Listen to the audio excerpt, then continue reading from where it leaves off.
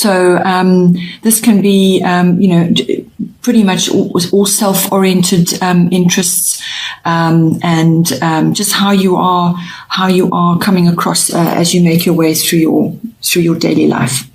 So now with solar eclipse revolution appearing in there, this says exactly what it is.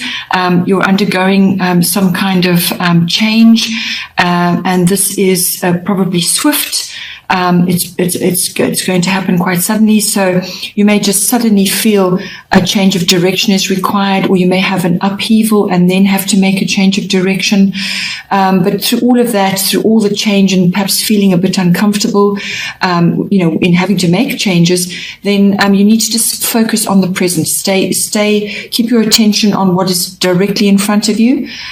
You may have a decision which needs to be made, or you may need to create or fix something in order to bring about something better.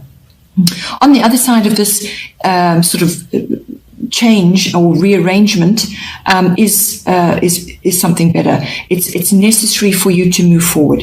So whatever changes are occurring, it could just be an internal sudden realization that you're having. Something suddenly comes to you. You suddenly realize what it is you have to do or what action you need to take. And there's going to be a rearrangement of your world, so to speak, and how you move forward in your world. So it's a transformational card. It's a transformational influence.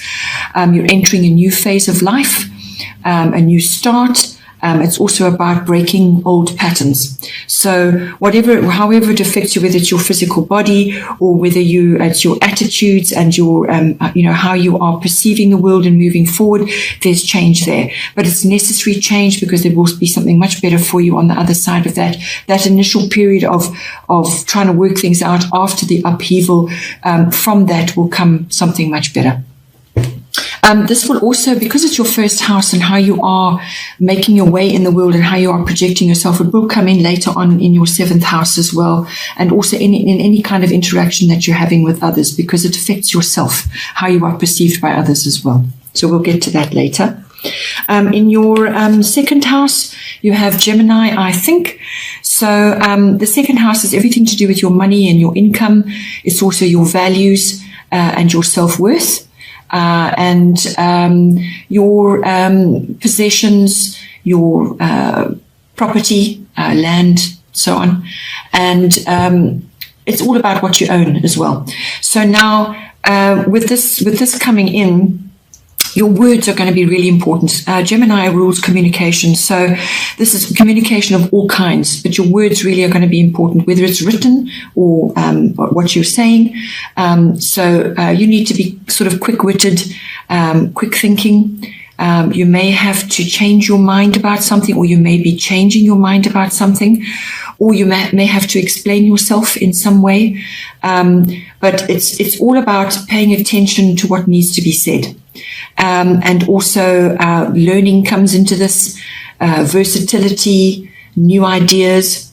So it could also be, perhaps you're changing your monetary situation. Perhaps you have to ask for certain things. Perhaps you have to change the way you are billing for the time that you do. But not in all cases, it's all about communication, how you put yourself across and how you actually speak up about what it is that you require.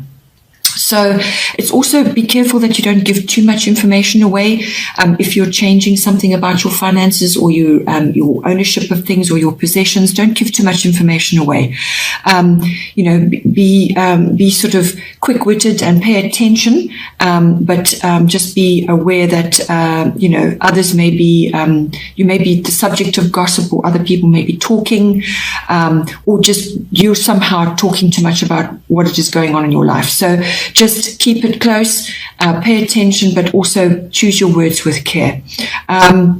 You may be having quite a bit of nervous energy about things as well. Perhaps you are a little bit nervous about certain things you want to change, or something that you want to, some sort of ownership. It's, as I said, it's also about self-worth and your values. So you may just be feeling that something that, sort of an attitude or a perception that you've had about certain things will now require a change, or you need to address certain issues. You may also be feeling a bit restless about certain things. Perhaps you you're feeling restless about, what the money that you're earning for the time that you're putting in, and you need to change that, or possibly you need to bring in technology to make you more efficient, or to manage your money better. There's lots of ways that this can come in, but it's words, it's change, and technology, and bringing about, bringing to you what you require, using your wits and your mental faculties. Then in the third house, we have Chiron, which is healing. Now, the third house is actually about your communication. So, yes, you have communication coming in strongly for you in your money house and your values and self-worth, possessions and so on. But when it actually comes to this can be communications of all kinds, so whether it's written, verbal, contracts, documents, it can even be social media, it can be dealing with the public in a wider sort of space. So it's not just, this is not one-on-one, this is dealing with others. So it's your interaction with others. With Chiron, there's transformation required there. So this is basically contemplation, so transforming the way you communicate, but there's contemplation involved there. There's deep listening to yourself and to others, but your communication needs to be measured. So you may feel that you want to rush in and change things, but just be aware that you may be sort of having to deal with quite a bit at the moment.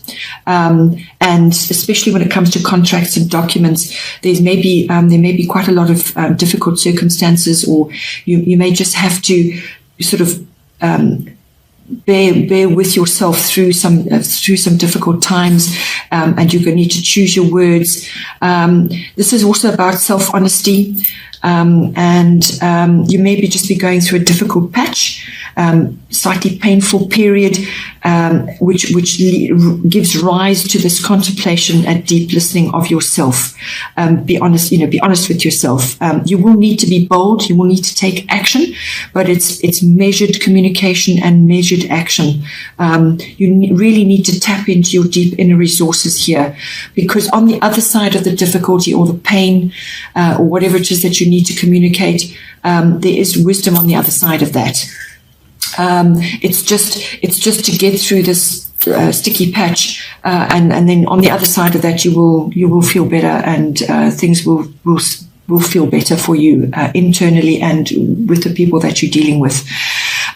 You may need to also, it could involve doing a bit of research or following up on various types of medicine, natural therapies, and so on. So you may be doing a bit of research in that, if that is to do with your work, or it could be to do with others in your family circle. So this is siblings, cousins, aunts, uncles. Something may come up and it will affect you. Maybe they are going through a very difficult patch, some kind of deep healing going on. So wisdom comes from the pain.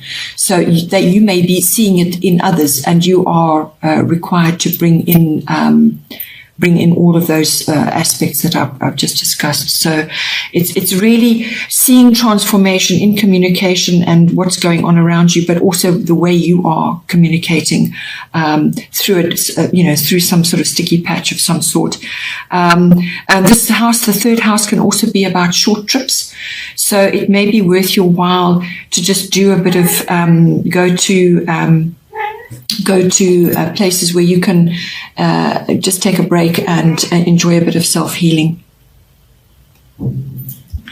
With short trips, it might just be worth your while to enjoy a healing break somewhere where you can have some quiet time just to contemplate what it is that what is going on around you, what you need to say and how you need to say it, and just a bit of navel gazing, if you want to call it that, and also just to have a break and listen to yourself and your own needs and what it is, how you want to express yourself.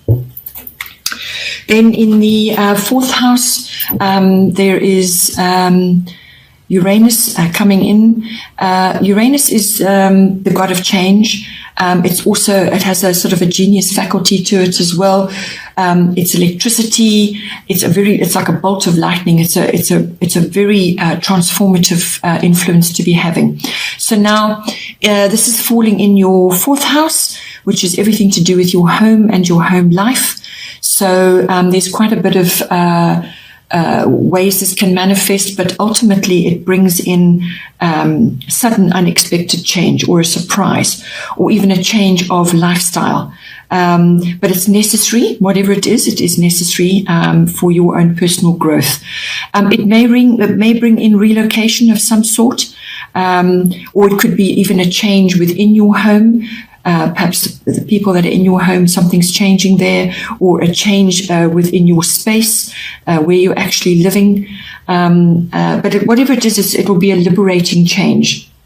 When Uranus comes in, it's not normally something small. It's usually fairly major, and it could just be a complete and utter reorganization of your space, so that it frees your time up or frees your energies up.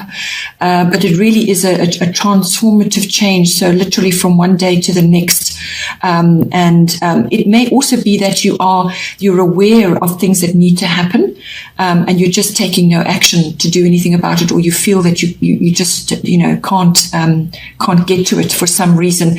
Well, Uranus will come in and change it for you, and it's always better to preempt. If you feel you really need to make a change, rather go with your inner feelings, preempt the change, because when sudden changes are upon you like that, it can be really quite an upheaval.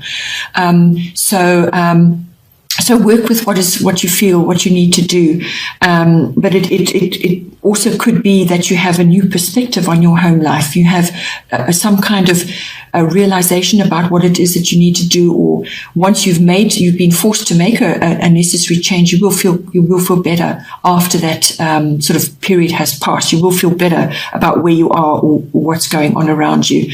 It's a new perspective, and also if you're changing situations within your home, it could also be technology coming in. You may have new gadgets, you may have to deal with wiring or electronics or some kind of this is advanced tech, but if you're not really exposed to tech, so even a new smartphone can be advanced for you.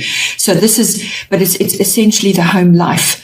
The other aspect that may come in for you in the 4th house is also your ethnic identity, your foundation, your early life, what you came from. So this could also be undergoing some kind of rearrangement of some sort, or just your perception of that. Something may come to light. Suddenly you realize something, or an idea comes to you, and it could affect you in that way as well. Then in the 5th house, we have Mercury, mind. So this is the 5th house is everything to do with your children or children that you may be working with or exposed to, not necessarily your own, but children come in there. It's also your creative side, whether you are working in a creative field or you just have enjoyable hobbies or something that you like to do. Art, it doesn't necessarily mean art. Creativity is a different thing. You can be a creative thinker, or you can be a creative speaker, or you can just be creative in arranging outings for your children. So creativity comes in where you really apply your mind to everything that's going on, and pull a whole lot of aspects together to make an enjoyable and productive outcome. So it rules children, it rules your creativity, your creative side, and it also rules love affairs. It also rules recreation of all kinds. So having fun, sports, different types of recreational activities, and that can be anything. That can be sewing, that can be some sort of activity which you particularly enjoy. It could be anything, really. So what this aspect is bringing in for you is to apply your mind to whatever it is that you're doing, and take an intelligent approach. Think about your words. It's a very mental aspect. You may have to mediate in some way.